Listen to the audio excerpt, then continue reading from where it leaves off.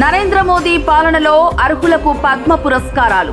నమ్మిన సిద్ధాంతానికి కట్టుబడి దశాబ్దాలుగా నిరంతరం ప్రజాసేవలోనే తరిస్తూ భారతదేశానికి కేంద్ర మంత్రిగా, ఉపరాష్ట్రపతిగా ఎనలేని సేవలు అందించిన శ్రీ ముప్పవరపు వెంకయ్య నాయుడు గారికి పద్మ విభూషణ్ పురస్కారంకు ఎంపికైన సందర్భంగా మా హృదయపూర్వక శుభాకాంక్షలు.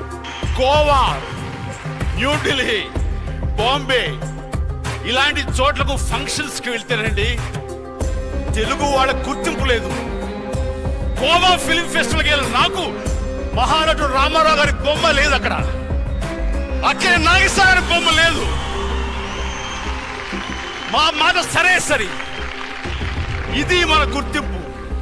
సాధారణ కుటుంబం నుంచి జీవనాన్ని ప్రారంభించి స్వయం కృషితో సినిమా రంగంలో విలక్షణ పాత్రలు పోషిస్తూ ఉన్నత స్థాయికి ఎదిగి ఎంతో మందికి స్ఫూర్తిదాయకంగా నిలిచిన శ్రీ చిరంజీవి గారికి మోదీ ప్రభుత్వం పద్మ విభూషణ్ పురస్కారం ప్రకటించిన సందర్భంగా మా శుభాకాంక్షలు.